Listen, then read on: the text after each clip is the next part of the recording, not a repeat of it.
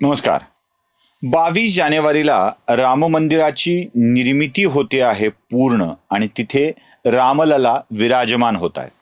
आम्हा तमाम भारतीयांसाठी हा आनंदाचा हर्षोल्लासाचा दिवस आहे. रामलला प्रतिष्ठापना झाल्यानंतर या देशात रामराज्याला आरंभ होईल अशी एक भाबडी आशा आम्हा प्रत्येक भारतीयांच्या, प्रत्येक हिंदूंच्या मनामध्ये आहे.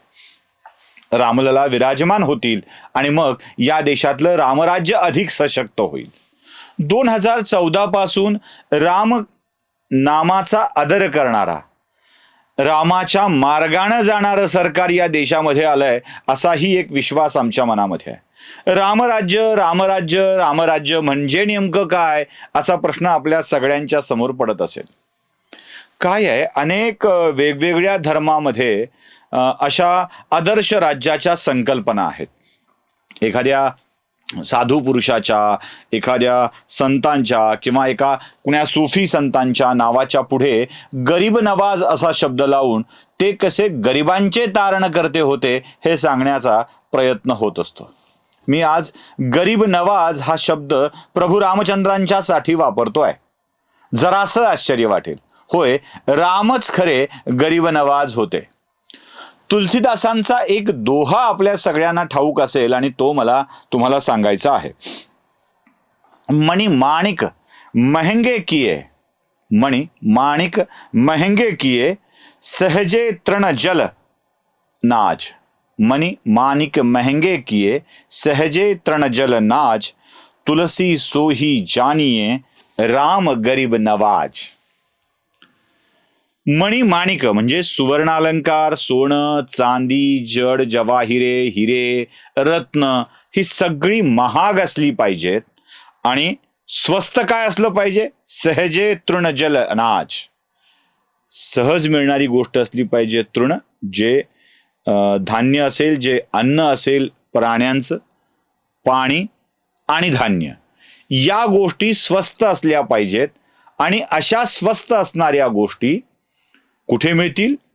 तुलसी सोही जानिये, राम गरीब नवाज. राम हा गरीब नवाज आहे. रामाच्या राज्यामध्ये नेमकं काय घडत होतं? तर हे घडत होतं. सुवर्णालंकार, रत्न, आभूषण, सोनं, चांदी, जडजवाहिरे महाग होत होती आणि लोकांना जीवनावश्यक असलेलं पाणी, धान्य, प्राण्यांसाठी आवश्यक असलेलं गवत, सगळ्या जीवांसाठी आवश्यक असलेल्या गोष्टी या स्वस्त होत होत्या. हे होतं रामराज्य. मग आपल्याकडं रामराज्य रामराज्य नावाची जी संकल्पना आपण मांडत असतो, ती संकल्पना नेमकी हीच तर आहे. हीच तर आहे. रामराज्य नेमकं म्हणायचं कशाला? यालाच तर रामराज्य म्हणायचं. अहो, सगळ्या गोष्टी खूप सुरेख असणं. रामराज्याची कल्पना काय तुम्हाला सांगू? प्रभू रामचंद्रांचं राज्य म्हणून तर विषमता सोडणारं होतं. रामप्रसाद विषमता खोई. रामानी आपल्या विषमता टाळलेल्या आहेत आपल्या राज्यामध्ये. रामाच्या सगळ्याच एकूण सगळ्याच वाटचालीकडे बघा, रामकथांच्याकडे बघा, या सगळ्यामध्ये तुम्हाला विषमता दूर झालेली दिसेल. कशी विषमता दूर होते? रामाला वनवासाला जावं लागलं तेव्हा रामाला आपल्या जेव्हा अयोध्या सोडून गंगा नदी, यमुना नदी पार करण्यासाठी प्रयागराजच्या किनाऱ्यावरती प्रभू रामचंद्र आले, तेव्हा सगळ्यात पहिल्यांदा भेटून वनवासात माझं राज्य तुम्हाला घ्या असं म्हणणारा भेटला तो निषादराज. पहिला भेटला निषादराज. निषादराजाच्या मदतीनंच गंगा पार करून चित्रकूट पर्वतापर्यंत राम आले आणि यावेळी रामाला गंगा पार करण्यासाठी मदत करणारा होता केवट, नावी. ज्या केवटाने प्रभू रामचंद्राला पुढे नेलं. जरा पुढे वनवासातल्या कथा बघाव. एक एक एक एक एक एक कथा तपासून बघा. अहिल्येचा उद्धार करायला, एका स्त्रीचा उद्धार करायला प्रभू रामचंद्र गेले. त्याच्या आधीच्या कथातल्या अहिल्येचा उद्धार केलाय. तसा इथेही वनवासामध्ये पुढे जेव्हा राम जातात तेव्हा त्यांना भेटते भिल्लीन शबरी. शबरीच्या घरची बोरं खातात प्रभू रामचंद्र, शबरीच्या घरची बोरं. राम सगळ्या जगाला खाऊ घालतो आहे, त्याला कोण खाऊ घालणार? आणि माझा राम जे खाणार आहे ते मिष्ठान्न असलं पाहिजे, छान असलं पाहिजे, त्याची चव चांगली असली पाहिजे. म्हणून उष्टे करून देणारी बिल्लीन शबरी, जी मातंग ऋषींची शिष्या आहे, बघा विषमता कशी दूर होते. जी मातंग ऋषींची शिष्या आहे ती शबरी.